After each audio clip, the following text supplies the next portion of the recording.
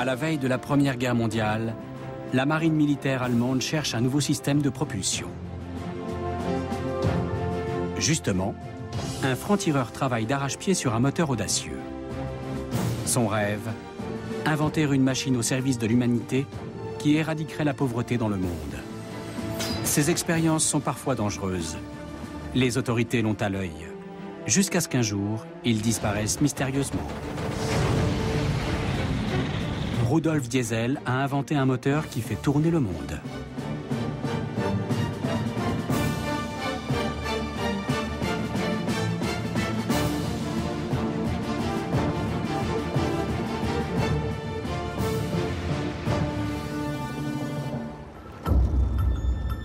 Septembre 1913.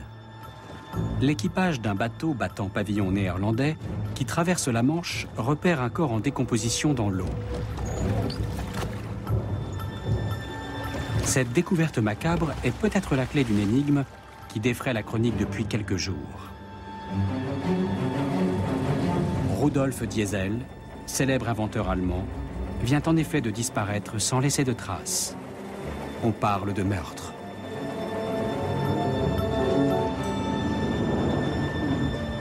Dix jours plus tôt, le Dresden traverse la Manche de nuit. Destination, l'Angleterre. À son bord, Rudolf Diesel, l'inventeur d'un moteur révolutionnaire, un homme qui compte de nombreux ennemis. Diesel se rend au Royaume-Uni pour inaugurer une usine de moteurs aux grandes dames de l'Allemagne qui se prépare à entrer en guerre contre les Anglais. Ce soir-là, il prend congé des hommes d'affaires qui voyagent avec lui et regagne seul sa cabine. Personne ne remarque rien d'inhabituel.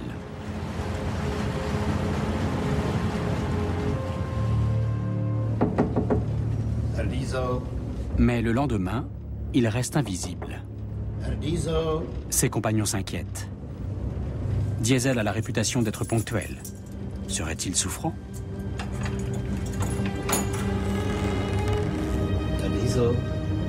Sa cabine est vide. Le lit n'est pas défait. La valise n'a même pas été ouverte.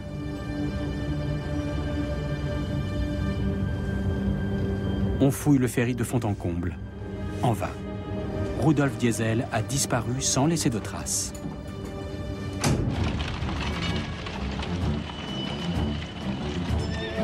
« 20 ans plus tôt, en 1892, Berlin est en ébullition.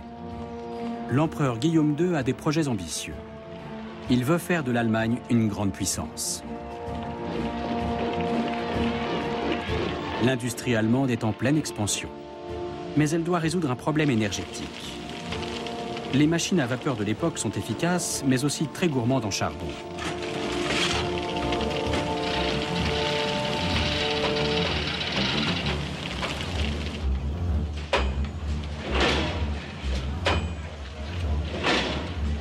Les industriels ne sont pas les seuls à chercher un nouveau type de moteur. Les militaires sont également intéressés.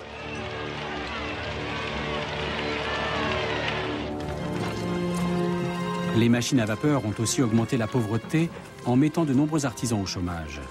Et leur prix reste prohibitif. Face à cette concurrence déloyale, Rudolf Diesel forme un vœu. Inventer un moteur à la portée de toutes les bourses.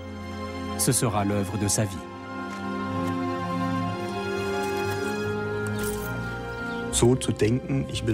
À cette époque, vouloir améliorer la condition ouvrière n'était pas chose courante parmi les ingénieurs, qui étaient en majorité issus de la bourgeoisie.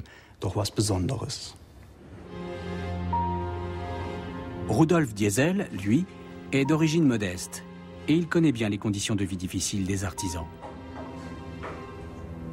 Pour concevoir cette machine qui doit rendre le monde meilleur, il va travailler jour et nuit. Il la veut petite, maniable et bon marché, sans renoncer pour autant à la puissance.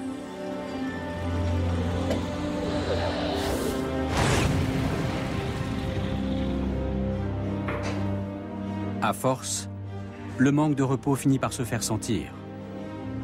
Diesel a de fortes migraines que seules des drogues puissantes arrivent à calmer.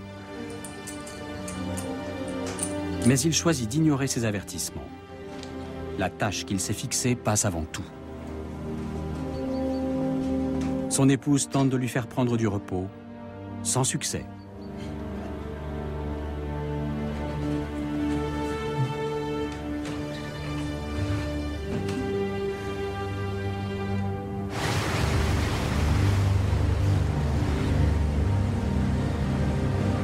Aujourd'hui, le rêve de Rudolf Diesel est devenu réalité. Les moteurs qui portent son nom sont indispensables au commerce mondial. Ils équipent tous les cargos, dont chaque moteur fournit assez d'énergie pour alimenter 20 000 foyers.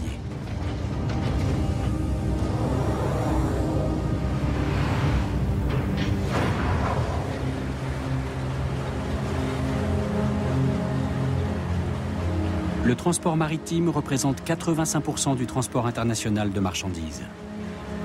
Tous ces échanges mondiaux seraient impossibles sans le moteur que va inventer Rudolf Diesel à la fin du XIXe siècle.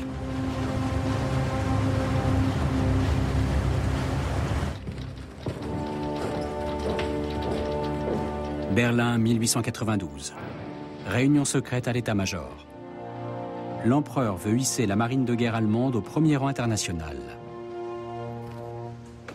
Mais pour rivaliser avec les Anglais, il va falloir faire preuve d'inventivité.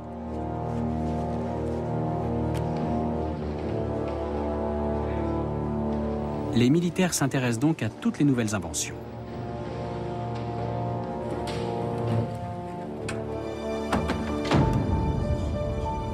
À quelques kilomètres de là, Rudolf Diesel explique à son fils le principe révolutionnaire de sa machine.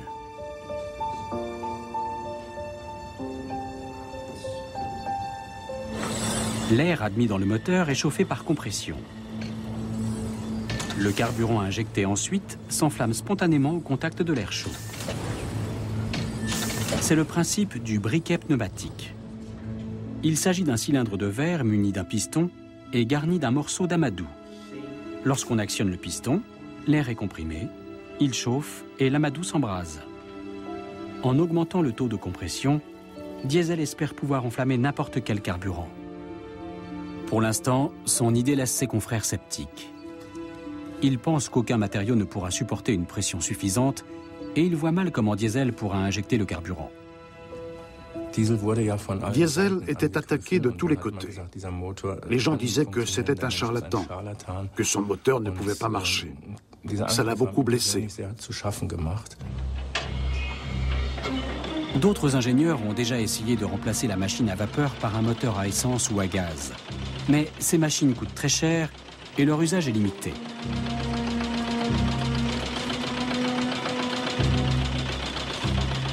Otto Köhler est ingénieur chez Deutz, une grande usine de moteurs à gaz à Cologne. Comme Diesel, il essaie de mettre au point un moteur à allumage spontané et achoppe sur le problème de l'injection du carburant.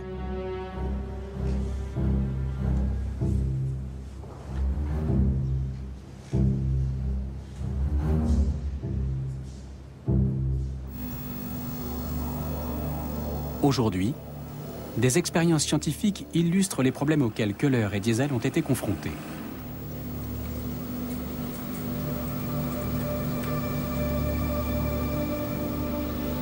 L'injection est le moment crucial dans le fonctionnement du moteur diesel. Tout doit être réglé au millième de seconde et la quantité de carburant nécessaire est très précise. Pour une voiture, quelques gouttes seulement sont pulvérisées.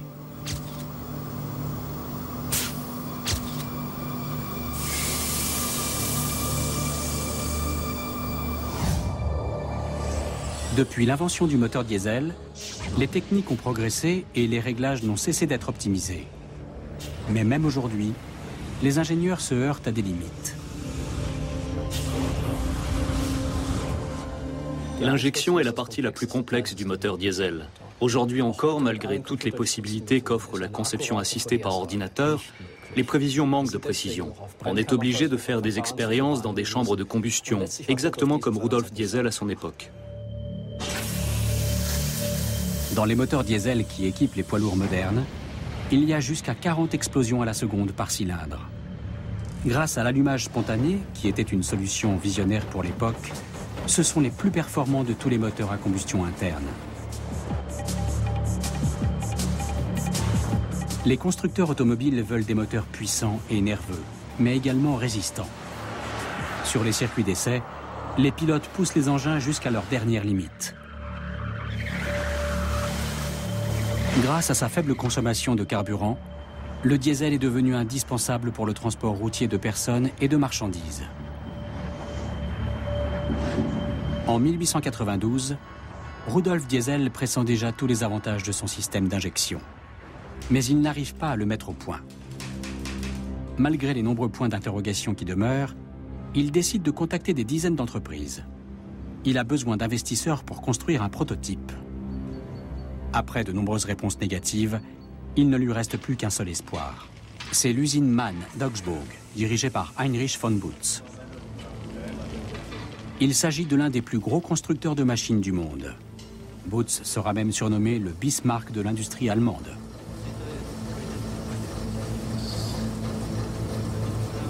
Un moteur capable de remplacer la machine à vapeur vieillissante vaudrait une fortune. Butz en est convaincu. Il demande donc à son ingénieur en chef d'étudier les plans envoyés par Rudolf Diesel. Mais son ingénieur est catégorique. Diesel n'est qu'un doux rêveur et son projet est irréalisable.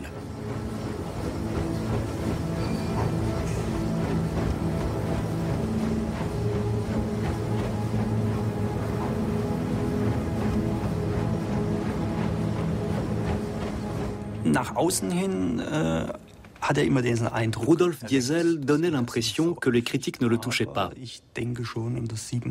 Mais à voir la suite de sa vie, je pense qu'elle le blessait profondément. Surtout lorsqu'elle venait d'autres ingénieurs qui lui disaient que son moteur ne marcherait jamais.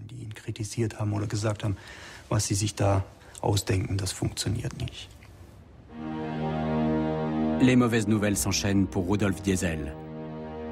L'Office des brevets refuse son dossier au motif qu'il existerait déjà des inventions semblables. Il prépare alors un autre dossier et finit par obtenir un brevet. Diesel est désormais officiellement l'inventeur du moteur à allumage spontané. C'est du moins ce qu'il croit. Mais il se trompe et cette erreur va lui coûter très cher. Il y a plusieurs années, en effet, Otto Köhler a publié un article théorique sur un moteur à allumage spontané, même si ce moteur est resté à l'état de projet.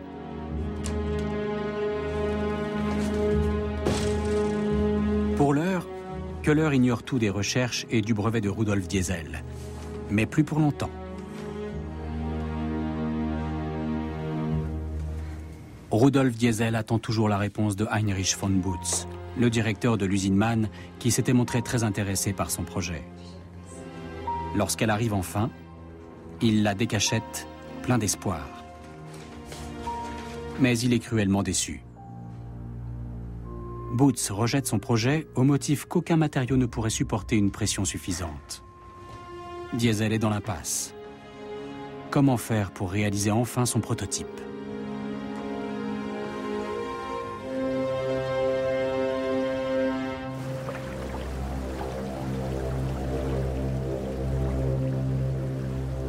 Le musée allemand des chefs-d'œuvre des sciences et des techniques, à Munich, abrite l'une des plus vastes collections scientifiques du monde. Un conservateur nous emmène dans les archives. Des millions de documents historiques sont déposés ici, dont la correspondance de Rudolf Diesel.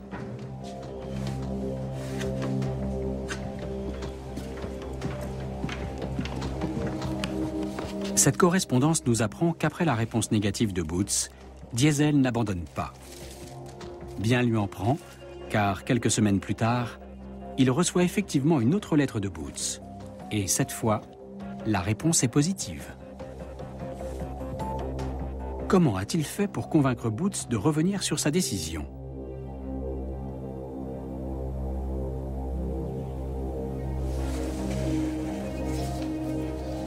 C'est une troisième lettre qui nous donne la réponse. Malgré le premier refus, Diesel a continué d'écrire à Butz. Finalement, il lui propose de réduire légèrement la pression par rapport à ses premiers plans. Le nouveau chiffre semble plus réaliste et Butz accepte de financer un prototype. Ce que Diesel ne dit pas, c'est qu'il n'est pas certain que l'allumage spontané fonctionne encore dans ces conditions.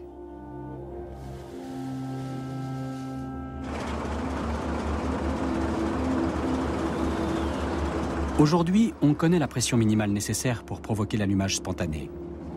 Aussi incroyable que cela paraisse, Rudolf Diesel avait trouvé la valeur exacte dans sa 3e lettre à Boots. Ses premières estimations étaient beaucoup trop élevées.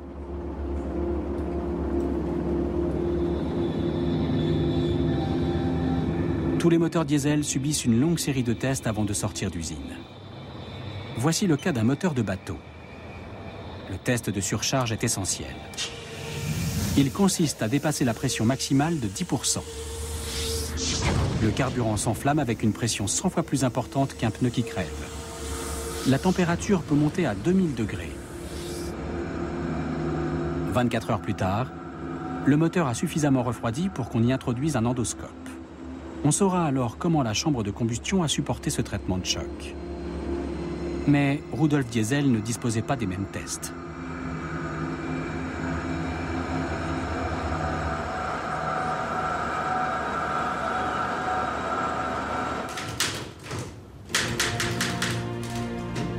Boots accepte de construire un prototype à la condition que Rudolf Diesel trouve un 2e financeur. En toute hâte, l'ingénieur écrit alors un ouvrage qui vante les mérites de son moteur.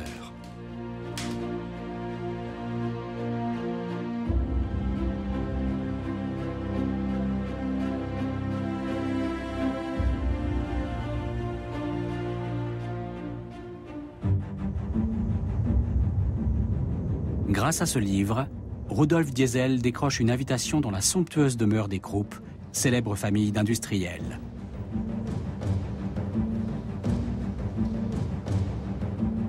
Il est reçu par le magnat le plus influent de tout l'Empire allemand, Friedrich Alfred Krupp. Krupp conduit Diesel dans sa bibliothèque sur le balcon qui surplombe le parc. Il y a là une table et 2 chaises. Et Krupp commence l'entretien en disant « La dernière personne assise sur cette chaise avant vous, c'était l'empereur. » Malgré l'avis défavorable de ses nombreux ingénieurs, Krupp accepte d'aider Diesel. Il pressent tout le potentiel de ce moteur innovant.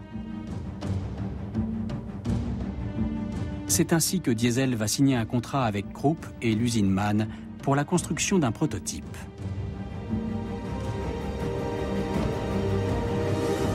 Il rentre chez lui triomphant. Il le tient, son moteur bon marché. Les petits artisans vont pouvoir lutter à armes égales contre la concurrence des industriels. Il ne se doute pas que l'aventure ne fait que commencer. Les dépenses d'armement de l'Empire allemand ne cessent d'augmenter. Elles enrichissent d'ailleurs considérablement les Krupp. Guillaume II étudie toute invention qui peut accroître la puissance de l'Allemagne. Le moteur diesel ne peut que l'intéresser.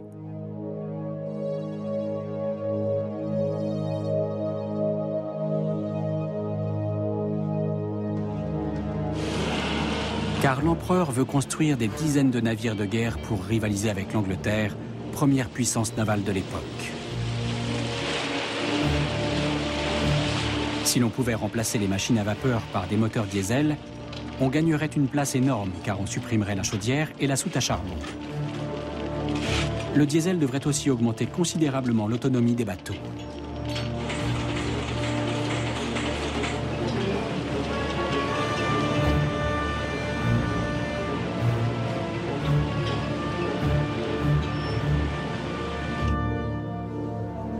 Otto Köhler lira également le livre de Rudolf Diesel.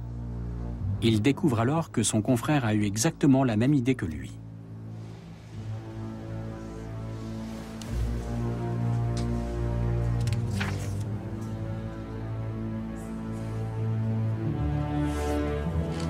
Les solutions que propose Rudolf Diesel laissent Köhler perplexe. Mais il décide de suivre de près les travaux de son concurrent. Rudolf Diesel ne se doute pas que tant de gens s'intéressent à lui. Une seule chose compte à ses yeux, l'avancée de son projet. Et après des années de recherche, on lui offre enfin la possibilité de construire son prototype.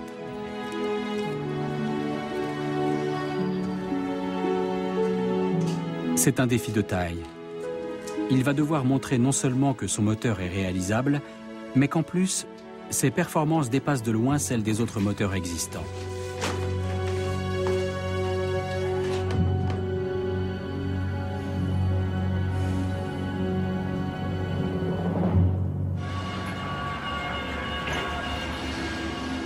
Changwon, en Corée du Sud.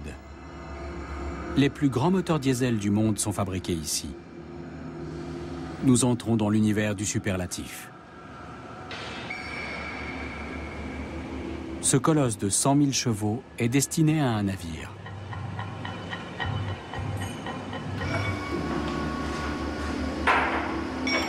On arrive à la phase très délicate du mariage, comme disent les ingénieurs.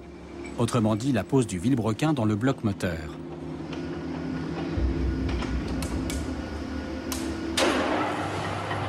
Ce vilebrequin pèse 30 tonnes et tournera à la vitesse de 100 tours par minute. Seuls les aciers les plus résistants supportent un tel effort. Bien que le vilebrequin mesure 20 mètres de long, la marge d'erreur du fabricant est inférieure à 1/10 de millimètre. Le moindre défaut aurait en effet des conséquences désastreuses dès le premier démarrage. Un moteur diesel de voiture a une durée de vie d'environ 5000 heures. Ce moteur-ci tournera à 6000 heures par an.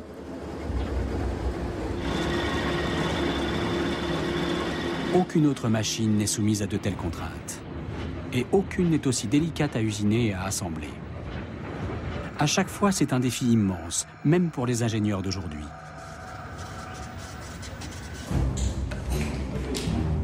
« 10 août 1893. Ce jour fera date dans la vie de Rudolf Diesel, car aujourd'hui, il doit faire tourner son moteur pour la première fois.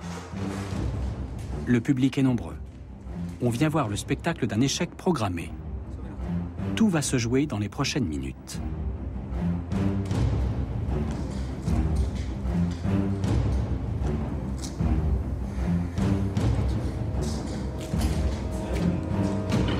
Une courroie reliée à une machine à vapeur entraîne le moteur pour le mettre au point mort. Rudolf Diesel attend cet instant depuis des mois.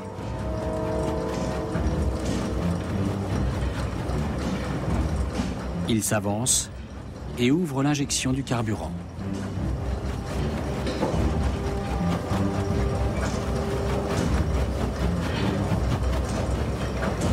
Et voilà le résultat.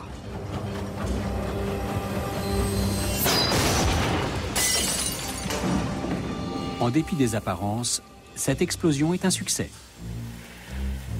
Car si une pièce a sauté, c'est que le carburant s'est bien enflammé. Diesel avait vu juste. Dans quelques mois, la fabrication en série du moteur pourra commencer. C'est en tout cas ce qu'annonce Rudolf Diesel ce jour-là. Mais il est peut-être un peu trop sûr de lui. Le moteur était loin d'être prêt après le premier allumage. Il avait besoin d'être entraîné pour tourner. Diesel n'a pas compris qu'il lui restait encore beaucoup de chemin avant d'avoir un moteur qui marche réellement.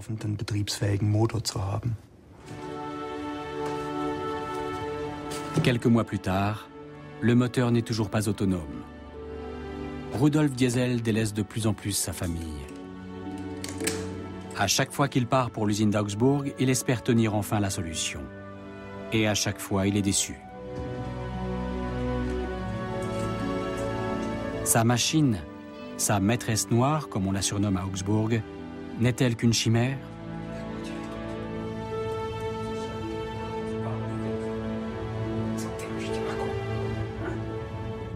Un de ses fils est entré à l'école à Berlin. Le premier jour, la maîtresse a demandé aux élèves ce que faisait leur père. Ses camarades ont dit « Mon père est officier » ou « Mon père est fonctionnaire ». Mais lui a répondu « Mon père n'est jamais là. Il part tout le temps voir sa maîtresse noire à Augsbourg. » L'alarme sonne à l'usine d'Augsbourg. En arrivant un matin, Rudolf Diesel découvre les ouvriers et les ingénieurs quittant l'atelier en courant. Son moteur est en surchauffe. Plusieurs mois se sont écoulés depuis le premier allumage et toujours aucun résultat probant. Dans l'atelier, pas un jour ne se passe sans un incident. Les hommes demandent à Boots d'arrêter l'expérience avant que le moteur ne tue quelqu'un. Rudolf Diesel les supplie de continuer encore un peu. Mais il sait que les hommes perdent patience et que le soutien de Boots a des limites.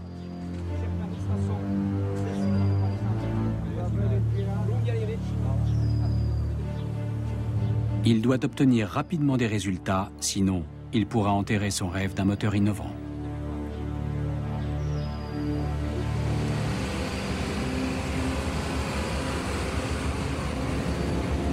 Un siècle plus tard, un nouveau modèle de moteur diesel de bateau quitte l'usine où Rudolf Diesel a mis au point son prototype.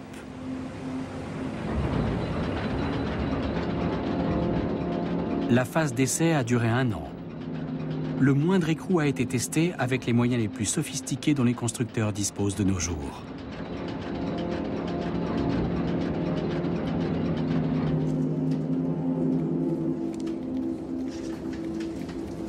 Rudolf Diesel travaillait seul et devait obtenir des résultats en quelques mois seulement.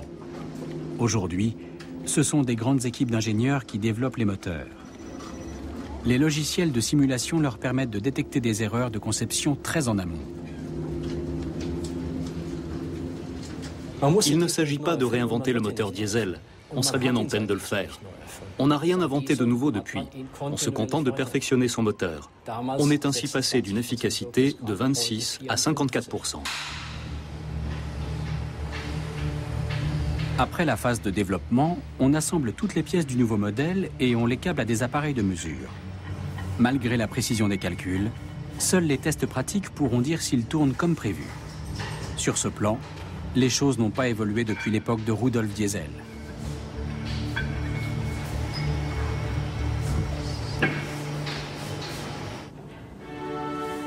Une énième fois, Rudolf Diesel a refait tous ses calculs et apporté des modifications. Mais son moteur a toujours besoin d'être entraîné par une machine à vapeur pour tourner. Diesel programme un nouvel essai.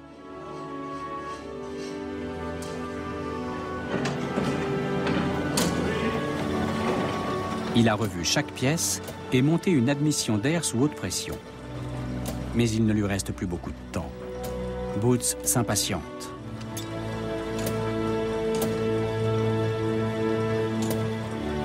Les premiers résultats sont encourageants.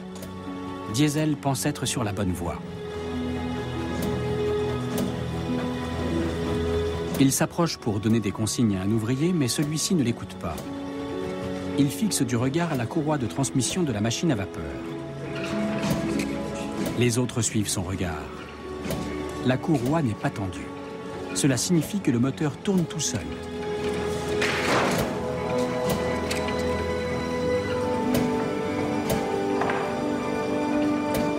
Diesel a réussi. Il tient enfin la preuve que le moteur à allumage spontané peut fonctionner.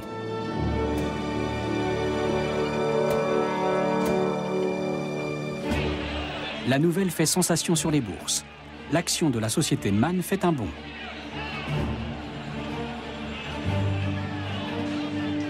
Des ingénieurs viennent du monde entier pour voir ce moteur révolutionnaire et féliciter son inventeur.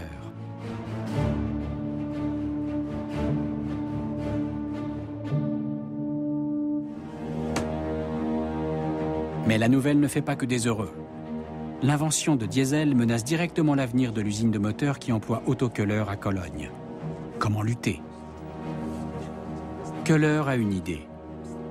Contester le brevet de Diesel, puisque lui-même a publié un article sur le moteur à allumage spontané des années plus tôt. Son directeur l'y encourage vivement. Si Köhler réussit, Diesel ne pourra pas commercialiser son moteur.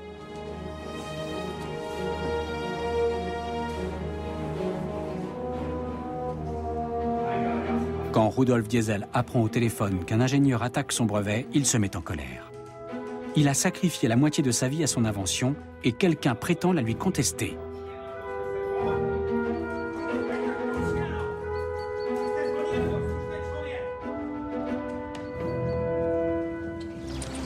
Sa santé déjà mauvaise se dégrade encore. Un procès retarderait la fabrication de son moteur de plusieurs années. Il a donné rendez-vous à Otto Köhler.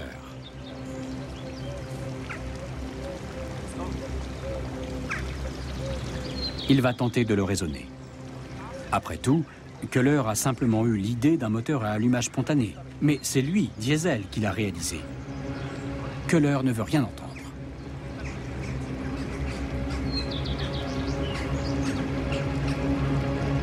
Diesel ne voit plus qu'une solution, proposait à Köhler d'abandonner les poursuites, d'accepter une fonction de conseiller en échange de royalties confortables qu'il lui versera tous les ans.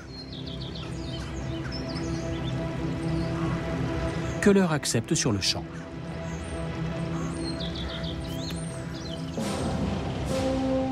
Une fois cet obstacle levé, plus rien n'empêche Rudolf Diesel de partir à la conquête du monde avec son moteur. Les médecins lui ont conseillé le repos, mais il voyage aux quatre coins du globe pour vendre ses licences. Partout, les industriels s'arrachent le nouveau moteur révolutionnaire. Du jour au lendemain, Diesel fait fortune.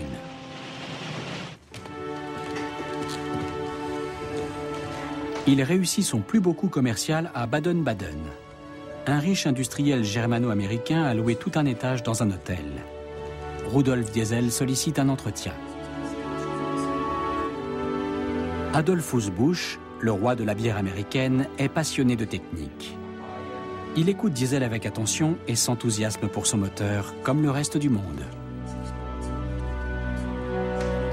Busch va verser la somme astronomique d'1 million de marks pour l'exclusivité des droits aux États-Unis. Rudolf Diesel est au sommet de sa gloire. Mais bien malgré lui, il va se retrouver mêlé aux grandes affaires du monde.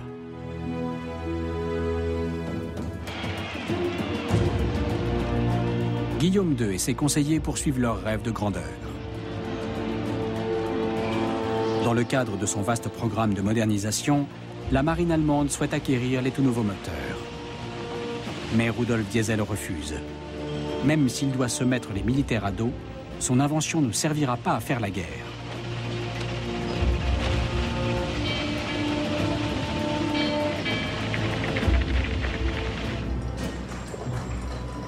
À cette époque, Rudolf Diesel développe un modèle de moteur pour la marine marchande.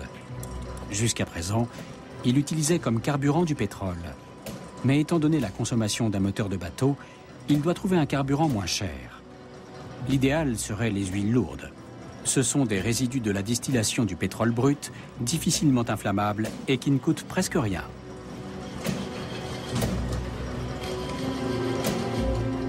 Des migraines de plus en plus fortes obligent souvent Rudolf Diesel à se retirer au calme. Ses assistants dirigent seuls de nombreuses expériences. Mais Diesel finit par atteindre son objectif, faire tourner son moteur avec un carburant bon marché.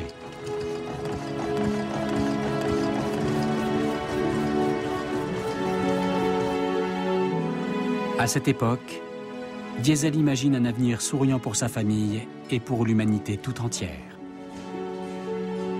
Son moteur à allumage spontané va révolutionner le monde.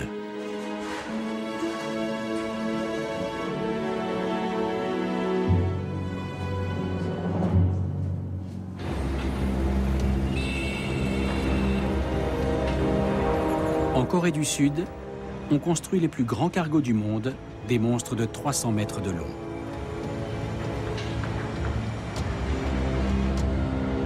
Chaque année, 40 navires sortent de ce chantier naval pour transporter des marchandises sur les océans.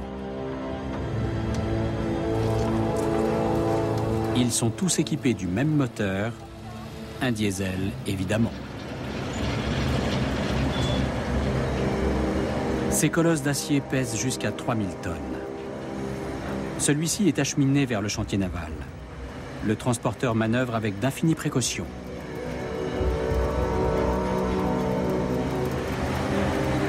Il consomme 13 tonnes d'huile lourde par heure. Sans les travaux de Rudolf Diesel sur les carburants à bas prix, les cargos n'auraient jamais pu devenir de tels monstres et la navigation moderne telle qu'on la connaît n'existerait pas.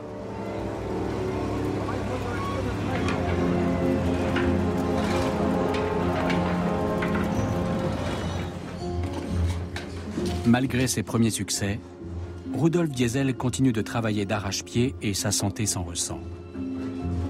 Il n'a pas encore atteint son but ultime, concevoir un moteur à la portée de toutes les bourses.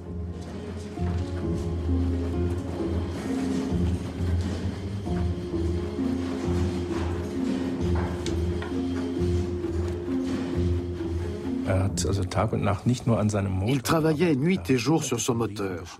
En plus de ça, il écrivait parfois 20 ou 30 lettres par jour. Il faisait des calculs. Il avait tout un bureau d'études chez lui. Il dormait environ 3 heures par nuit.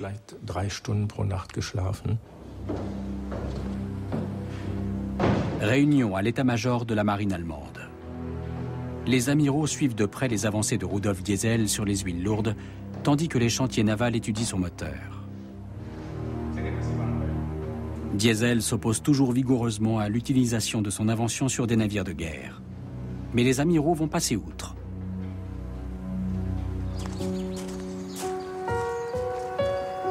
Rudolf Diesel est admis d'urgence à l'hôpital. On prévient sa femme qui se précipite à son chevet.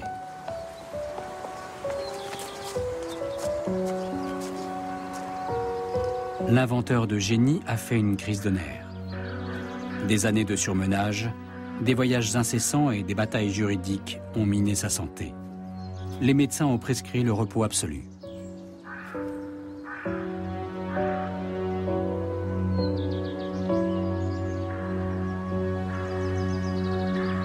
Diesel promet à sa femme de se ménager. Mais il ne peut pas tout arrêter. Sa mission n'est pas encore achevée. De grands événements se préparent.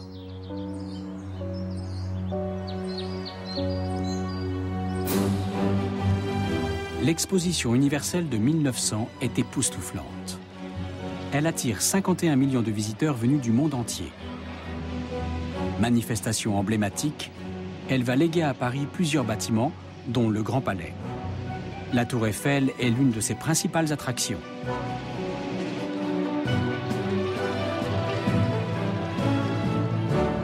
Diesel y présente son moteur. Il suscite l'enthousiasme général et remporte le Grand Prix, décerné par un jury d'éminents savants. Mais peu de gens remarquent que ce moteur fonctionne à l'huile d'arachide. En effet, Diesel le visionnaire ne veut pas être dépendant du pétrole.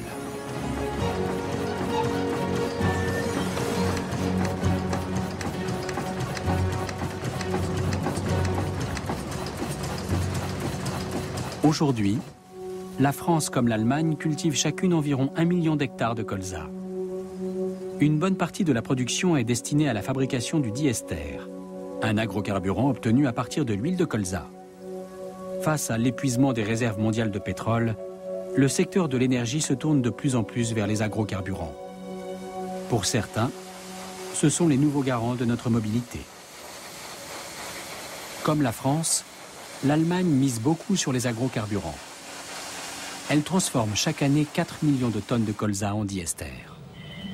L'huile de colza non transformée pourrait servir de carburant, mais le diester obtenu avec du méthanol a un meilleur pouvoir calorifique.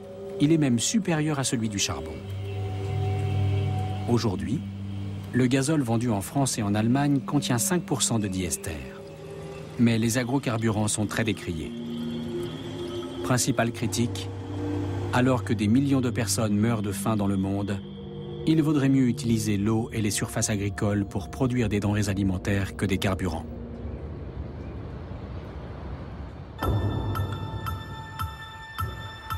Une serre futuriste, implantée près de Cologne, pourrait apporter une partie de la solution au problème énergétique.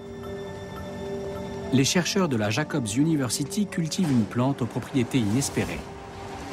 Cette algue d'eau de mer se nourrit en effet des émissions de CO2 de la centrale à charbon de la ville.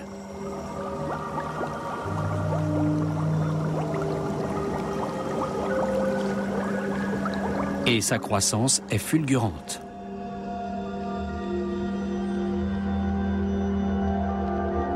Non seulement elle fixe les gaz à effet de serre de la centrale, mais en plus, elle fournit 20 fois plus de diester que le colza.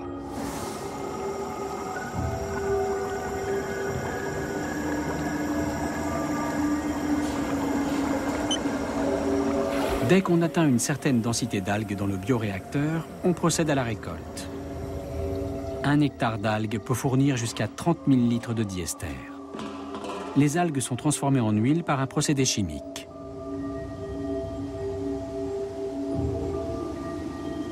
Un jour, on pourra peut-être cultiver ces algues dans la mer et être ainsi un peu moins dépendant du pétrole.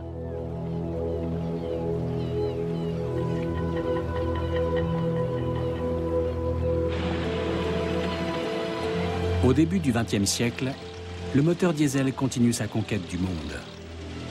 Les premières centrales électriques utilisent des diesels pour entraîner les turbines.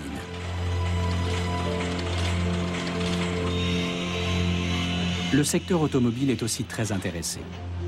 Mais le moteur à essence va dominer pendant longtemps encore.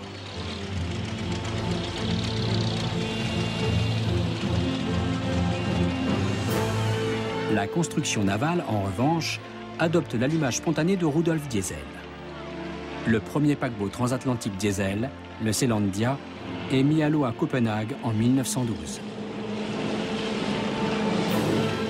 Une nouvelle ère commence pour la navigation.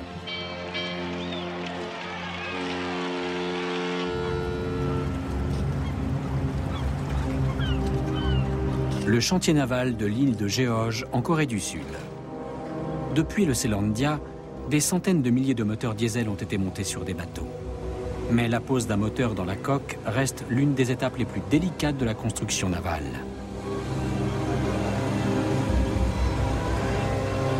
Pour l'armateur, la fiabilité du moteur est essentielle, car les réparations sont extrêmement difficiles.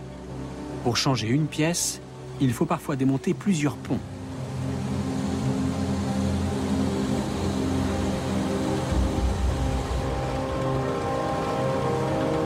La pose est un travail de précision. Il n'y a quasiment aucune marge de manœuvre. Depuis le Selandia, de nombreux ingénieurs ont tenté de trouver un autre système de propulsion pour les navires. Mais à ce jour, rien ne remplace le moteur diesel.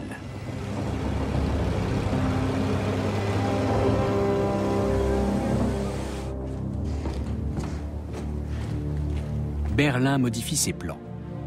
L'Allemagne est forcée de reconnaître qu'elle a perdu la course à l'armement naval contre l'Angleterre. Elle ne pourra pas construire plus de bateaux que la couronne britannique.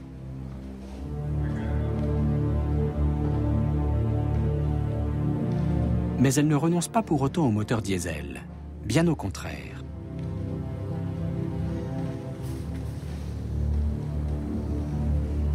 Car si l'Angleterre est invincible sur l'eau, l'Allemagne pourrait bien s'imposer sous l'eau, avec des sous-marins. Or, pour ce type de bâtiment, c'est le moteur diesel qui a obtenu les meilleurs résultats au test. Sur l'eau, il offre la meilleure autonomie. Et sous l'eau, c'est la solution la plus fiable pour charger les batteries des moteurs électriques. C'est ainsi que le moteur diesel va devenir un élément clé de la stratégie allemande de la guerre sous-marine. Les Allemands ne sont d'ailleurs pas les seuls intéressés. Rudolf Diesel s'était toujours opposé à l'utilisation de son invention à des fins militaires, mais il ne peut pas l'empêcher.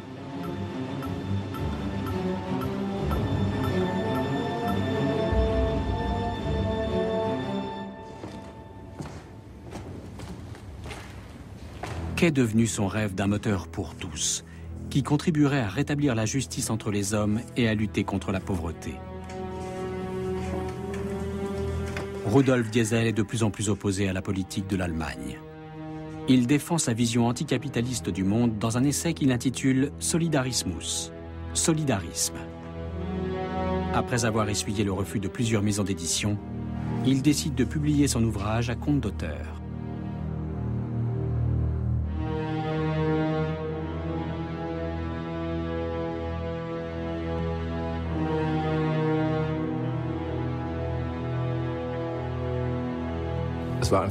Ça a été un flop. Dans toute sa vie, Diesel en a vendu 400 exemplaires. Il lui en est resté 2 ou 3 000.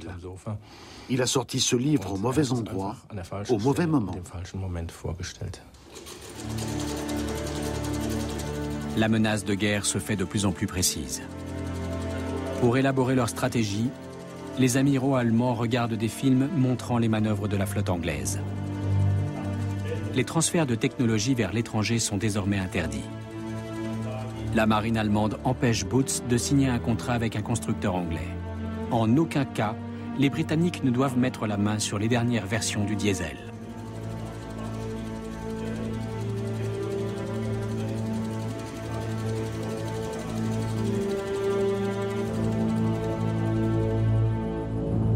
Le moteur diesel a rapporté des millions à son inventeur. Mais en quelques années, l'ingénieur a dilapidé sa fortune.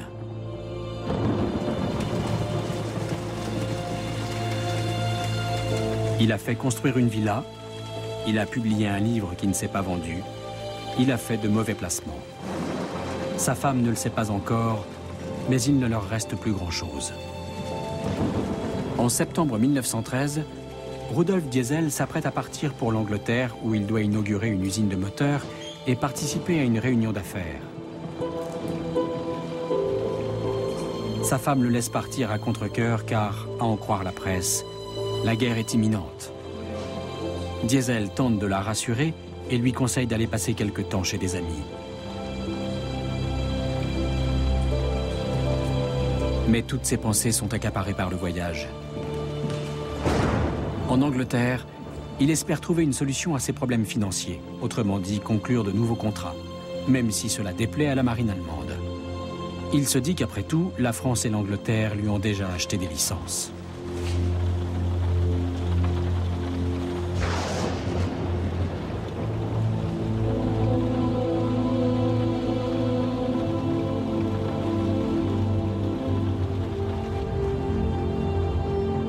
Le 29 septembre 1913, il traverse donc la Manche à bord du Dresden.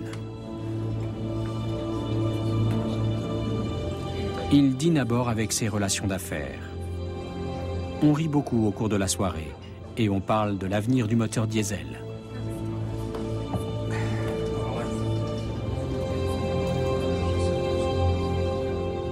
En prenant congé de ses associés pour la nuit, Diesel leur donne rendez-vous le lendemain matin.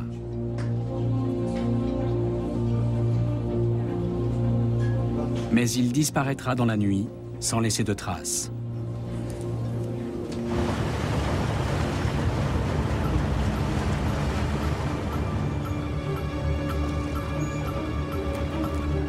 Dix jours plus tard, l'équipage d'un bateau néerlandais découvre le cadavre d'un homme dans l'eau.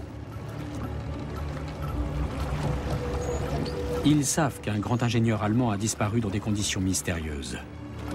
Mais l'état de décomposition avancé du corps ne permet pas de le reconnaître. Le capitaine refuse de le prendre à bord. L'équipage vide donc les poches du cadavre pour permettre son identification.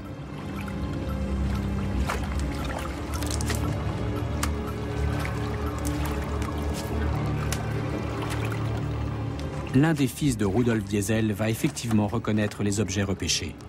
Passé le premier choc, lorsqu'on découvre les problèmes financiers de l'ingénieur, la thèse du suicide devient une évidence pour la famille.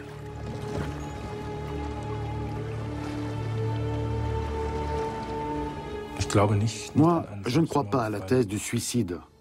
Rudolf Diesel avait encore beaucoup de projets dans la vie. Il voulait relancer la distribution de son livre. Il voulait voyager avec sa femme. Il lui a écrit « On fera tel et tel voyage ». Il voulait se reposer, prendre une maison plus petite. Il avait budgété ses dépenses de chauffage. Pendant les vacances de sa femme, il avait fait du rangement. On ne fait pas ça quand on est au bord du suicide. Il n'est pas exclu que cette nuit-là, dans la Manche, Rudolf Diesel ait été victime d'un complot. On n'a pas retrouvé de billet d'adieu dans sa cabine. Juste avant le départ du bateau, Rudolf Diesel a écrit une lettre enjouée à sa femme. Ce suicide sans un mot d'explication paraît très suspect à certains.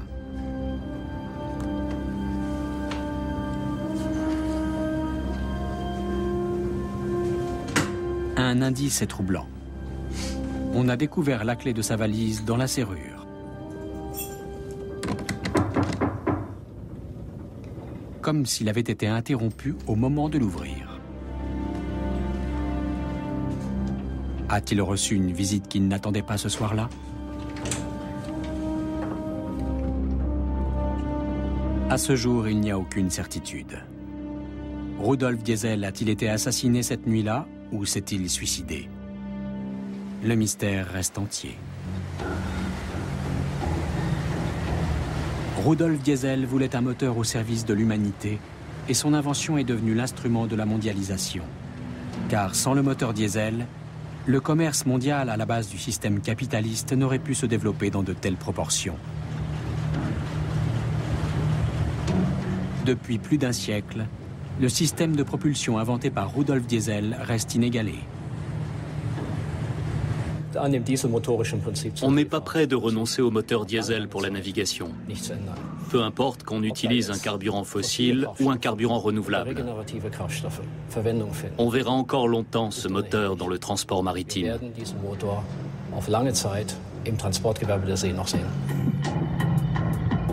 Les ingénieurs d'aujourd'hui travaillent sur des moteurs diesel encore plus gros et encore plus puissants. Car en théorie, il n'y a aucune limite à la puissance du moteur inventé par Rudolf Diesel. Sa maîtresse noire, comme l'avaient surnommé les ouvriers, continuera longtemps de sillonner les mers.